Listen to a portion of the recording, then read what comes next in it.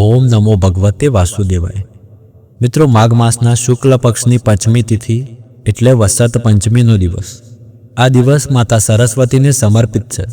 આ દિવસે વિશેષ રીતે તેમની પૂજા, આરાધના અને અર્ચના કરવામાં આવે છે। વિદ્યા, જ્ઞાન, સૌંદર્ય અને કલાની દેવી માતા સરસ્વતી પાસે ખાસ પ્રાર્થના કરવામાં આવે છે, તેમની કૃપાની યાચના કરવામાં આવે છે। અને આવી જ વસંત પંચમીનો દિવસ થોડા જ દિવસોમાં આવવાનો છે।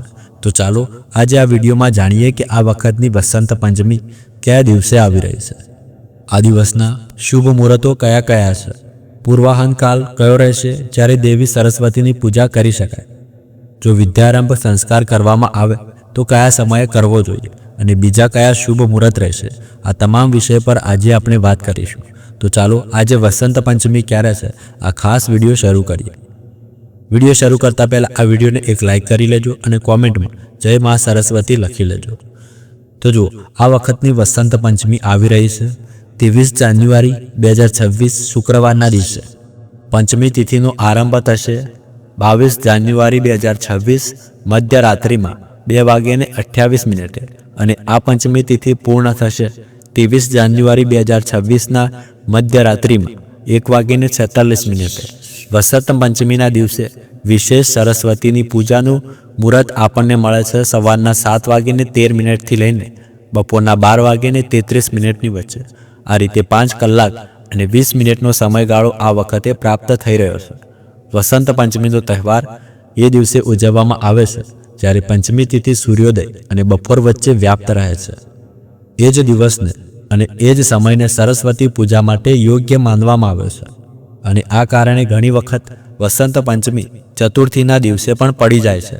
હિન્દુ વૈદિક પંચાંગ અનુસાર સૂર્યોદય અને બપોર વચ્ચેના સમયને પૂર્વાહન તરીકે ઓળખવામાં આવે છે અને સરસ્વતી પૂજન માટે આ પૂર્વાહન કાળ અત્યંત શુભ અને પુણ્યમય માનવામાં આવે છે। વસંત પંચમીનો દિવસ તમામ શુભ કાર્યો માટે યોગ્ય અને મંગલમય ગણવામાં આવે છે। આ દિવસે કોઈપણ મુહૂર્ત જોયા વિના પણ કોઈપણ શુભ અને માંગલિક કાર્ય કરી શકાય છે, નવા કાર્યોની શરૂઆત કરી શકાય છે। ચાલો હવે આ વસંત પંચમીના દિવસના અન્ય શુભ મુહૂર્ત વિશે જાણીએ।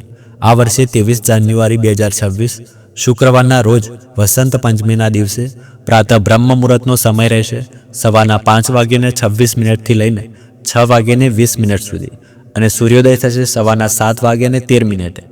સૂર્ય અસ્તનો સમય રહેશે સાંજના સમયે 5:53 અને પ્રાતઃકાળમાં દેવી સરસ્વતીની પૂજા આરાધના માટે અથવા ભગવાન શ્રી હરિની પૂજા અર્ચના માટે સમય રહેશે સવારના 5:53 થી લઈને 7:13 વચ્ચે, તેમજ સંધ્યાકાળમાં પૂજા અર્ચના કરવાનો સમય રહેશે સાંજના 5:53 થી લઈને 7:13 વચ્ચે। આ દિવસે વિશેષ અભિજીત મુહૂર્તનો સમય બપોરે 12:12 થી લઈને 12:54 વચ્ચે છે। આ દિવસે સુંદર રવિ યોગ પણ બની રહ્યો છે અને તે રહેશે બપોરે 2:33 થી લઈને બીજા દિવસે સવારના 7:13 સુધી। આ દિવસે રાહુકાળનો સમય રહેશે સવારના 11:13 થી લઈને 12:33 વચ્ચે। તેથી આ સમયગાળા દરમિયાન કોઈપણ શુભ અથવા માંગલિક કાર્ય કરવાથી બચવું જોઈએ। વસંત પંચમીનો દિવસ વિદ્યાની દેવી સરસ્વતીનો માનવામાં આવે છે અને આ દિવસે કોઈપણ સમયે સરસ્વતી પૂજન કરી શકાય છે, પરંતુ પૂર્વાહનનો સમય પૂજા માટે સર્વોત્તમ માનવામાં આવે છે અને જેમ કે આપણે પહેલાં જણાવ્યું તે પૂર્વાહન કાળ રહેશે સવારના 7:13 થી લઈને 12:33 સુધી।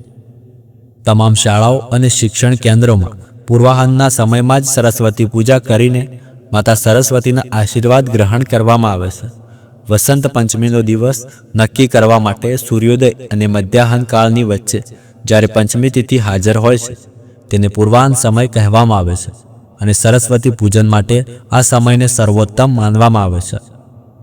જો તમારી ઈચ્છા થશે તો તમારા માટે અમે આ સરળ પૂજા વિધિ પણ લઈને આવીશું।